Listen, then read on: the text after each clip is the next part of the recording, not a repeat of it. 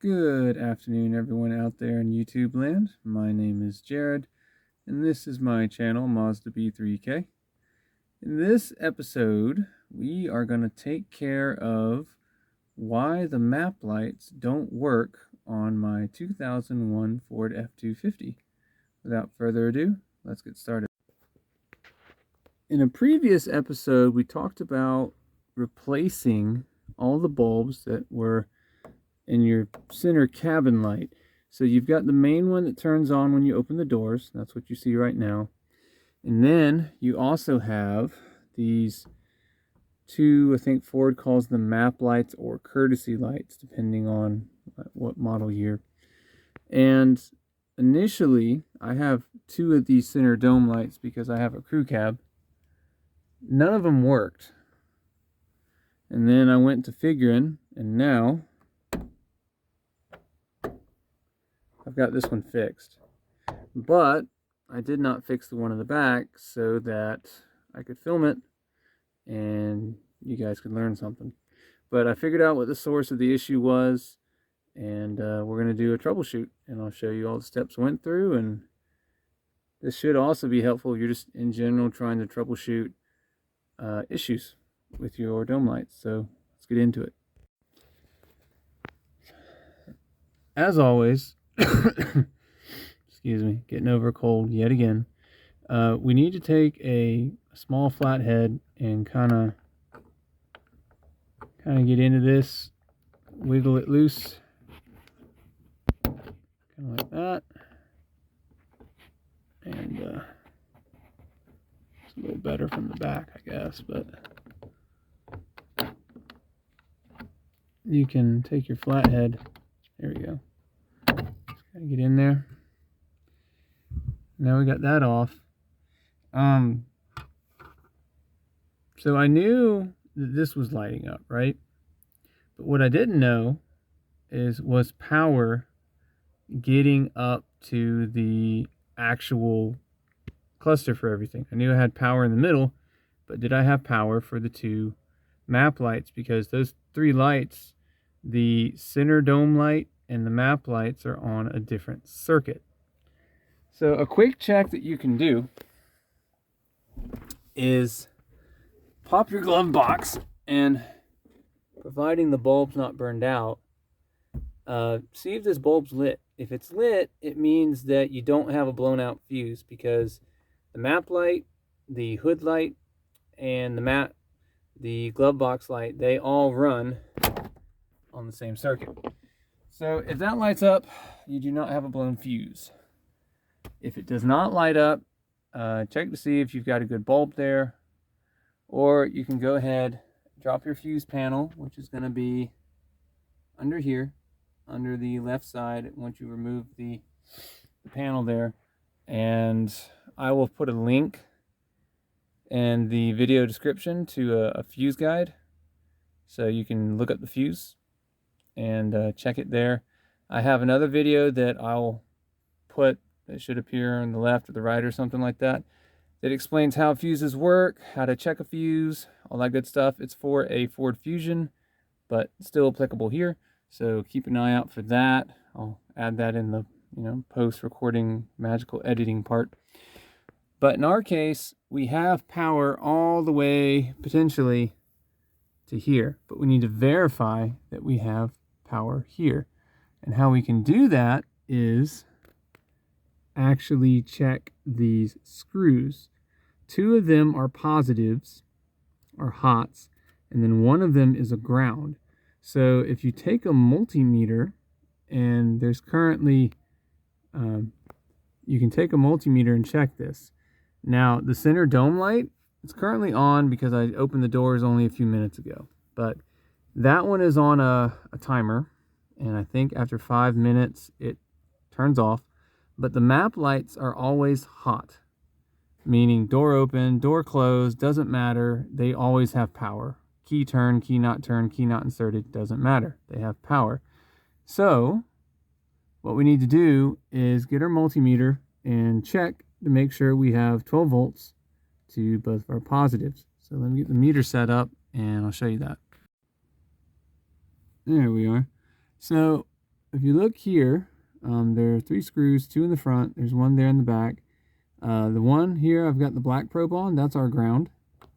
And if we check our first screw up here, let me take a look, 12.5, so that's hot. But you say, which one is it? Well, if both of our, yeah, you guys are seeing a whole bunch of nothing right now, but if both of our screws that we check are showing 12.5, it doesn't matter because it means we have full power to the light cluster. And this one, my connection's probably not as good, but we're still seeing 12 volts. So what that means is that on both circuits that come in here, we have power. So power is getting here, which means we do not have a broken wire somewhere in the headliner. And now that relay just clicked. So if I were to check this again, one of these should have 0 volts now. And the other one should still have 12.5 somewhere in there. And that's your always on, always hot map light. But we know we have power up here. So the next step is we need to actually look at the contacts on the map light switches itself. Make sure there's nothing funny going on there. So your next step is take a Phillips screwdriver, unscrew those 3 screws, and bring down this cluster so we can look at the other side of it. All right, so here's the back side. And again, if you watch my light bulb switch for the cabin lights, which I'll probably stick in a couple different places in this video as a card, so you'll see it upper left, upper right of the screen. You've seen this before, but we got to take it one step further. We actually need to separate this white plastic piece from the gray plastic piece. And to do that, there's a couple of screws that got to come out. This has to come out. This has to come out. That has to come out. And that has to come out. Now in my case, these are small screws, and also, as you can see, mine are a bit crusty. This truck is called Miss Mildew for a good reason. So take your time with these. They're small. The metal is going to be kind of soft, and they absolutely will strip out on you. But get the 4 screws out. That'll let you separate these two fairly easily. As you can see, there's just some guideposts to help, alignment pins to help bring this in. It'll come right back out. Once we do that, we can actually take a look at the map light switches themselves to make sure they're in good working order. So lifted out, the first thing I see here is that historically these map lights did actually get used quite a bit because they got hot. Like, this is crispy. That's kind of why I'm a fan of LEDs. I know in a previous video I stuck in regular incandescents because I figured these wouldn't be used very much, but I didn't realize they were going to damage the plastic that much. I may have to bite the bullet and put in some LEDs. Anyway, setting that aside, gotta make some, using my little center console here as a workbench. Alright, so now we can flip this over and we can actually take a look at our switches here. So it's a rocker switch, right? And it the way it works, see if I can get a good angle here for you, or if it's visible. Kind of visible from here. There's 3 there's 3 contacts. There's 1 in the center, as you can see. There's 2 there, and when the switch is like this and that side is down, you've got a completed circuit, and that's when the light turns on. And when the switch goes in the other direction like that, only one of the 2 is contacted, and that's when the light is off. When we actually look at the tracing for the copper there, and we actually look at the contacts, we'll look at them a little bit more closely, but it ain't looking too good from here.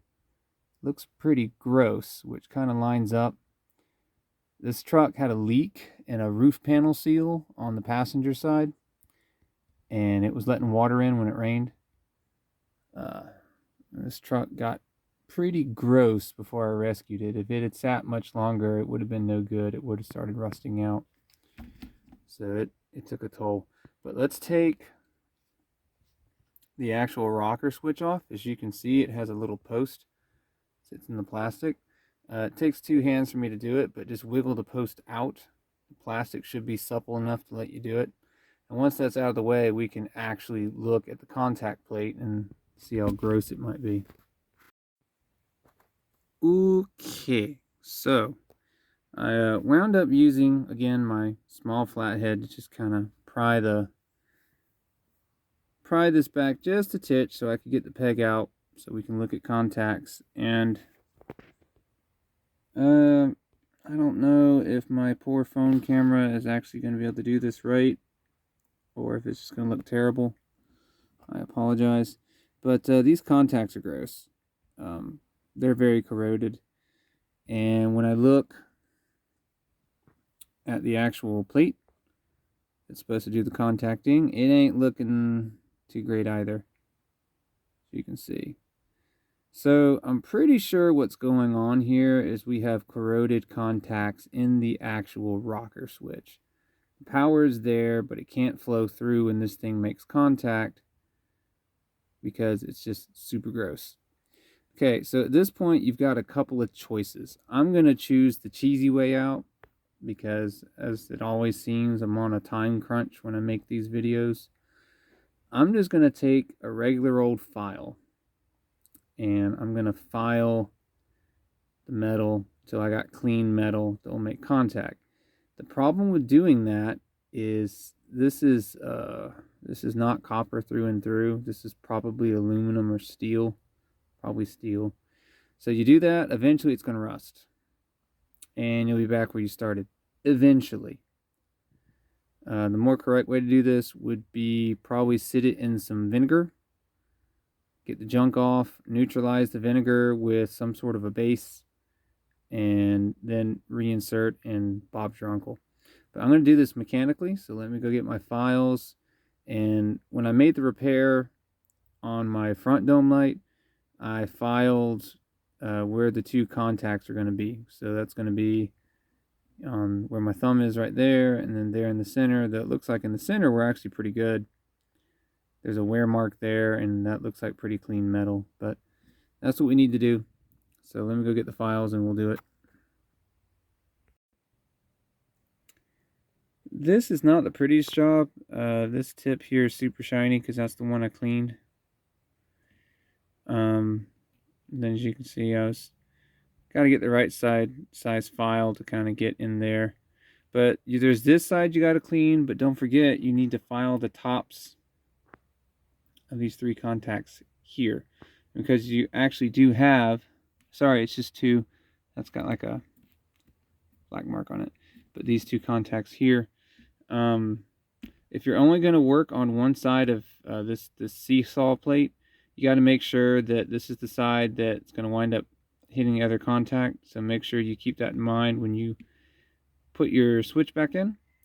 If you do that, you don't have to go after the other side, but you do absolutely need to clean the tops on this side of things so you have good clean metal all the way around.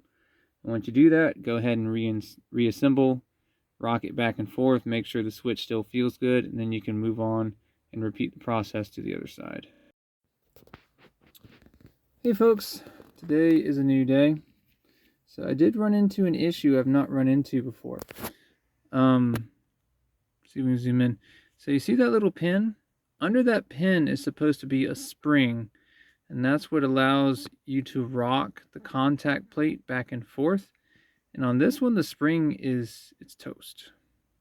So I was trying to get this done the other day, and that locked up, so I couldn't reinstall the switch. But I went to the junkyard, and from an F-150, it'll focus, I've got this, and you'll see that the spring in it's working just fine. In fact, the contact plate's probably okay too. But what I'm going to do is transfer over the contact plate that I've already scraped and filed on this guy. Again, very ugly work, but electrically it'll work. I'm going to transfer that in to this new switch with the working spring, and then should be able to reinstall it and put all this back together and see if it works. Alright, so I reinserted the rocker switch, and like I thought, it rocks fine now since I got something with a spring in. Make sure that when you put your outer bezel and your inner structure back together, you put all 4 screws back in. Just a reminder, 1, 2, 3, 4. And then we're going to have our 2 hots and a ground that we're going to use the other screws to screw in. 1, 2, and 3. Make sure you do not try to thread something through there, because that is how you do that and you damage a wire. So don't be like me, don't do that. So I'm gonna put this in position, go ahead, run some screws through, and then we'll get the test to see if indeed we fix the map lights. Okay, so I got everything back together, and the map lights now work, but they don't work well. They're still very flaky. They're not consistent. And so I thought, what else could be causing this? And I noticed the bulbs felt very loose in their holders. So I got to looking at that a little bit better, and I realized that in addition to the actual holders being contacts, and that's this thing here and this thing here, if you look at the ends, there's contacts there, and they look kind of gross. So what I'm going to do is file those end contacts a bit so that it connects better. Probably going to take some pliers and pinch these around the bulbs a little better so they can't wiggle around as much, and then I'm going to put it all back together and see if that corrects the issue. There we have it. Off, on, off, and on. Connections are still kind of flaky. I'm going to have to work on it, but most of the flakiness is not the stuff I filed. It's the bulb not sitting just right in its holder. So that you can fix by taking it down again, squeezing it with pliers until it just can't move. But as long as it kind of stays in a happy place, I'm good with it. And with that, we have a good repair. The one last thing you do need to do is put the fusion cover back on, and that's not hard. Just line up the pattern, pop it in. Life is good. Alright guys, that's going to do it for this video where we did troubleshooting and ultimately repaired the map lights on both of my dome lights in my 2001 Ford F-250 Miss Mildew. If this video helped you out, if it helped you get the job done, please like, share, subscribe. Hit the notification bell, that does help grow the channel. And also leave a comment. I like to read them, I like to reply to them, and I like to learn from them. And remember guys, I make the mistakes so you don't have to. I'll catch you guys next time.